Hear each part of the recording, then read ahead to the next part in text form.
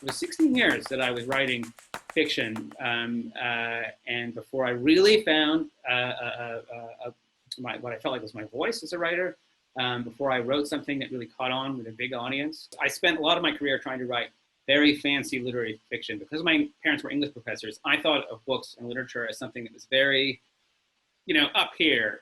It wasn't until I started writing fantasy, which I always, I loved to read, and I always read all the time. But I never really thought of myself as a fantasy writer. But when I did, when I finally connected and realized about myself, wait, this is what I love to read. I ought to try writing it. And once I did, then the floodgates opened and writing became much easier for me. I had a feeling when I wrote fantasy for the first time, and I had a feeling of enjoying myself, loving writing.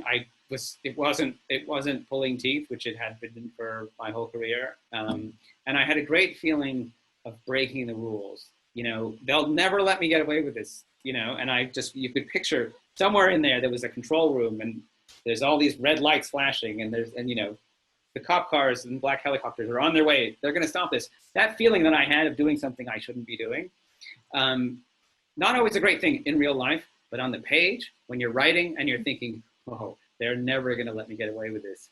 That is a feeling that I now chase every day when I try to write. Revising is super important.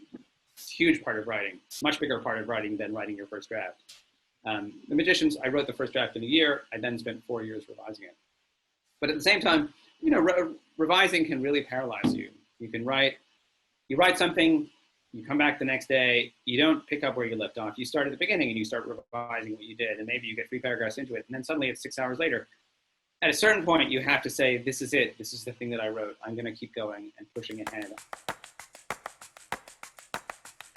I get stuck all the time. And there are, and that's where it comes down to dirty tricks. The muse is not going to arrive and help you out with that. Every writer has just stupid, dirty tricks they use to get themselves unstuck. The first thing I do is I always have at least 2 projects going on at the same time, so that when I got stuck on one, I can switch to the other. I listen to music.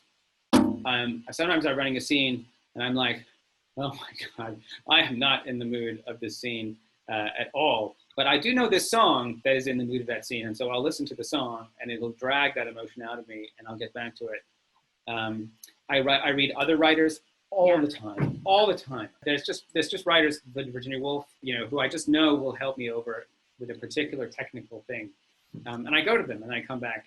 And it reminds me what I was looking for. It reminds me that things are possible. Writing, while you're hating your own writing, it has its own value. And it's something that I sometimes look for, actually, because when somebody's picking up your book in a bookstore or they're looking at it in the slush pile of a magazine, they don't want to be reading your writing. They have no reason. They're looking for reasons to put this book down.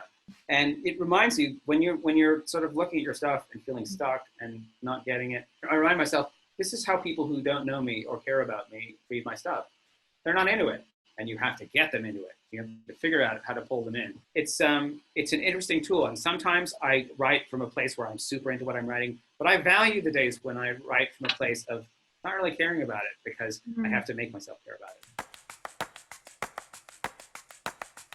You write, you get rejected a lot.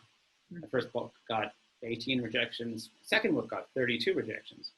A lot of rejection. And the world was definitely telling me that writing was maybe not the thing for me. It was not where my gifts lay. And for whatever reason, I couldn't listen to that. And I kept going and I kept going. I just tell people not to give up because the world will tell you to give up. If you do want it, if you truly want it, just keep going and you'll get there.